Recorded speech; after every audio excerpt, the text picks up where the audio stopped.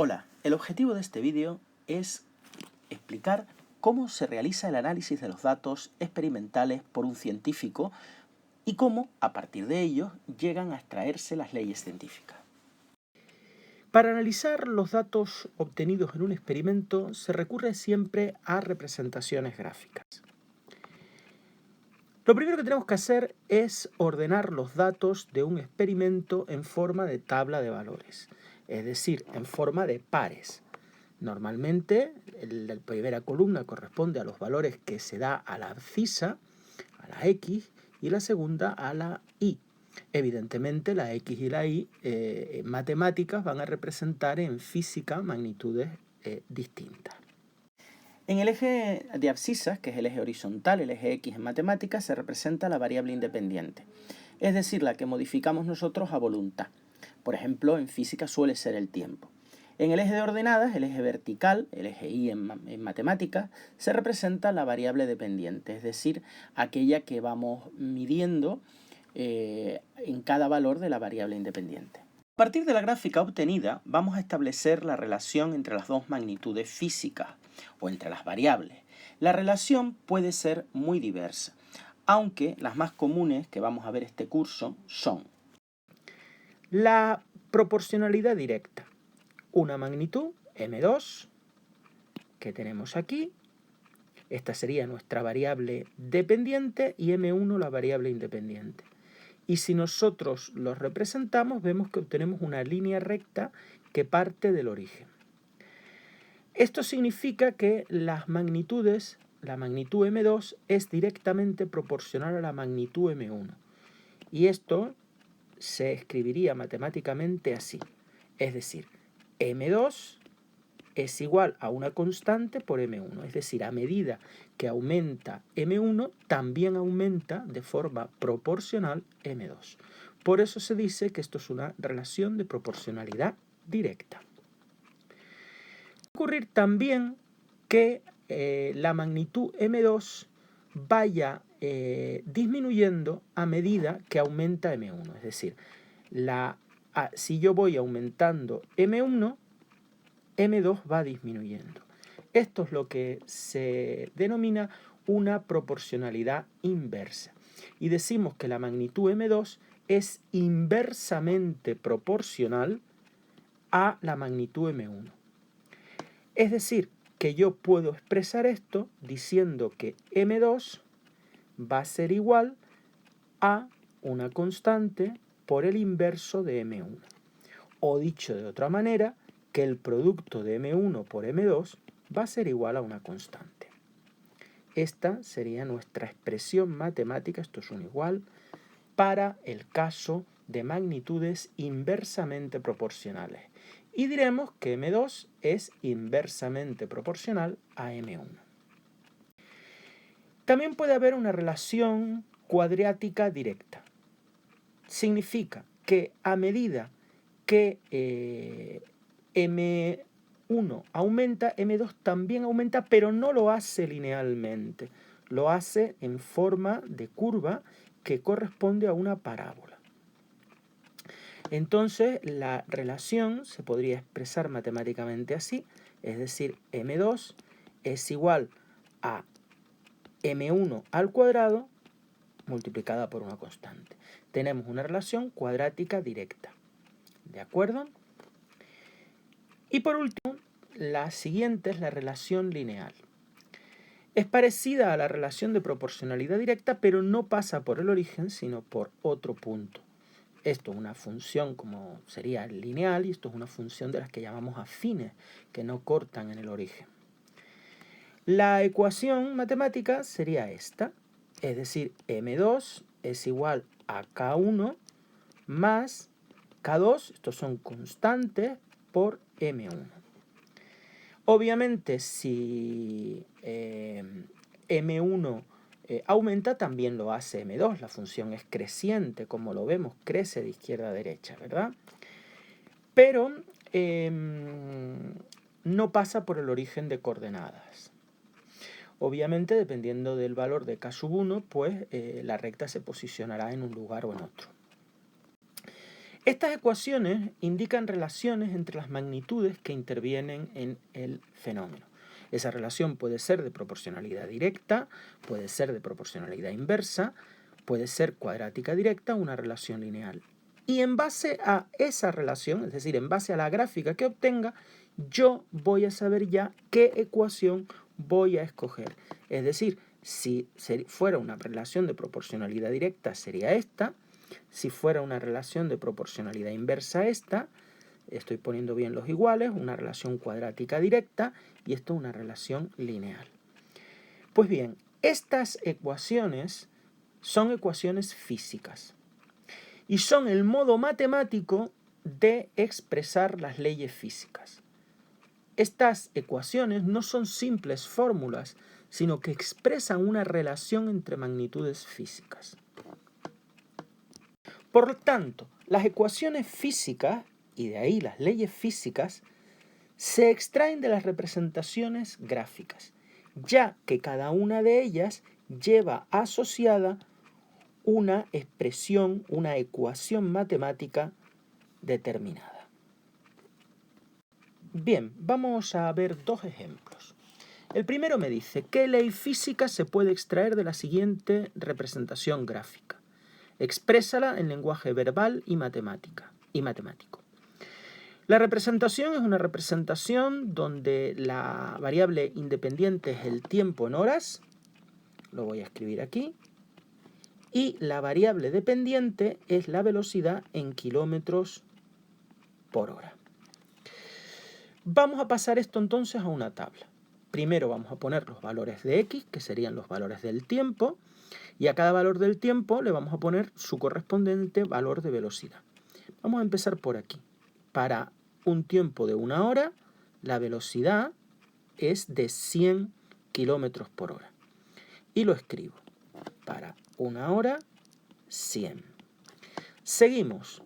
En el siguiente valor que tengo en la gráfica, para 1,5 horas, leo ahora en el eje vertical, pues aproximadamente, pues yo qué sé, 70 parece. Pues para 1,5 horas, 70. Más o menos, ¿verdad? Para 2 horas, que estaríamos aquí ahora, pues tendríamos pues 50, más o menos a la mitad está, ¿no? Para 2 horas me voy a la gráfica y ahora, paralelamente al eje X, leo en el eje Y, 50. Para 2 horas, 50. Y por último, para 2,5 horas, me voy al eje Y, al eje de velocidad, y me da 20. Para 2,5 y para 2,5, como vemos, es 40. Para 2,5, 40. Bien, ahora tenemos que ver esta función a cuál de estas relaciones, de cuál de estas gráficas se parece. Obviamente vemos que no es una recta, luego no estamos ni en este caso. Tampoco es una parábola, una relación cuadrática directa. Y esto, pues realmente es una relación de proporcionalidad inversa. Luego, si ya he determinado eso, ya tengo la fórmula. La fórmula es la que corresponde a esta curva, que es m2 igual a k partido por m1. ¿Quién es m2? Pues m2 es la magnitud que va en el eje vertical. Entonces, en nuestro caso, m2 es la velocidad que va expresada en kilómetros por hora. K es una constante, ahora nos referiremos a ella, y m1 es la magnitud que está en el eje de abscisas, en el eje Y, que en este caso es el tiempo en horas. Sería entonces el tiempo. Por lo tanto, ¿quién sería K? Si yo despejo K, V por el tiempo es igual a K. Obviamente, ¿cuáles son las dimensiones de K? Pues serían las dimensiones de la velocidad, que ya he visto aquí que la dimensión de la velocidad es kilómetros por hora, multiplicado por la kilómetros por hora, que es la dimensión de la velocidad, multiplicado por la dimensión del tiempo, que es la que he visto aquí, que como veis, el tiempo va en horas. Lo voy a poner en azul, que es como lo estamos poniendo. Luego, horas dividiendo y horas multiplicando se simplifican y la dimensión de K va a estar en kilómetros. Y fíjense que K es el producto de la velocidad por el tiempo. Luego yo lo puedo calcular, puedo hacer otra columna y sería 1 por 100, que es 100, 1,5 por 70, esto es 105. Realmente eso es que no es exactamente ese valor, no es exactamente ese valor de V, pero bueno, prácticamente. 2 por 50 sí que es 100 y 2,5 por 40 pues también es 100. Luego yo ya tengo que K será igual a 100 y la unidad la vimos aquí, que era kilómetros. Pues 100 kilómetros es K. Si yo sustituyo en esta expresión, V sería igual a K, que es 100 partido por el tiempo. Esta sería la expresión matemática. Recordemos que V la vamos a expresar en kilómetros por hora, que es como está expresada aquí, y T lo vamos a expresar en horas. ¿Cómo lo puedo decir en el lenguaje verbal? Pues puedo decir que la velocidad, a medida que el tiempo va aumentando, la velocidad va a ir disminuyendo, ¿verdad? Es decir, la velocidad es inversamente proporcional al tiempo. Eso sería nuestra ley expresada en lenguaje verbal. Bien, vamos con otro problema. Dice que se realizan 3 medidas de la deformación de un muelle. Me dan el error absoluto de esas medidas, que es 0,1 centímetro, al colgarle pesas de distinta masa. Y me piden que, a partir de esos datos, extraiga la ley física. Fíjense que para cada un valor de masa me dan 3 valores de deformación, de incrementos de L, de variaciones de longitud del muelle. Entonces lo que vamos a hacer es para cada valor obtener una media de estas 3 medidas. En el primer caso, si hacemos la media, es decir, si sumamos 1,2 más 1,1 más 1,2 y dividimos por 3, me da 1,16666, etc. Como vamos a dar 2 cifras decimales, 2 cifras significativas, pues 1,2. Y como vemos, el error absoluto es 0,1, es lo que se diferencia en estos valores, ¿no? Del valor que vamos a tomar como real. Lo mismo hacemos aquí, la media sería 1,7 más menos 0,1, y lo mismo aquí, que en este último caso sí es exacta la media 2,9 más menos el error absoluto. Y ahora vamos a representar, en el eje vertical pondremos los incrementos de L y en el eje horizontal pondremos las masas. Aquí tenemos representados los puntos.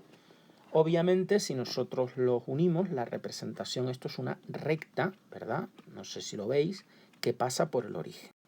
Así sí se ve bastante claro, ¿verdad? Luego estamos en que la gráfica es una proporcionalidad directa. Luego la ecuación sería esta que está aquí. Tendría que esta sería la ecuación matemática. Recordemos que esto es un igual, aunque no se vea bien. Esta es nuestra ecuación, pero ahora M1 es el incremento de L y M2 pues sería la masa en gramos y el incremento de L que está en centímetros. Pues esto sería incremento de L, que es lo que tenemos aquí, y aquí tenemos la masa. Bien, tenemos una relación de proporcionalidad directa, puesto que pasa por el origen, por el punto 0, 0. Y ahora podríamos hallar la K. La K la podríamos despejar de aquí, que sería el incremento de L partido por la masa. Y aquí tenemos calculada la K y vemos que es 0,0024. ¿Y en qué unidades vendrá? Pues hemos dicho que K, despejando, es incremento de L partido por M. ¿Cuál es la unidad de incremento de L? El centímetro. ¿Cuál es la unidad de M? El gramo. Pues vendrá dado en centímetros por gramo. Y vemos que en todas nos da lo mismo. Una cosa importante, es importante tener en cuenta los errores absolutos, porque eso me indican las cifras significativas que yo tengo que tomar. Es decir, si yo tengo que el error absoluto es 0,1, yo solo voy a poder tomar una cifra decimal en cada uno de estos valores, de estas medidas que he realizado. Si tomo más, si yo pusiera las medias con muchas más cifras, esas cifras serían ficticias, puesto que no corresponderían al error absoluto que me han dado. El error absoluto me dice cuántas cifras decimales tengo yo que coger. Pues bien, entonces nuestra fórmula tenemos que sería esta y K 0,024. Pues muchas gracias por vuestra atención y hasta una futura ocasión.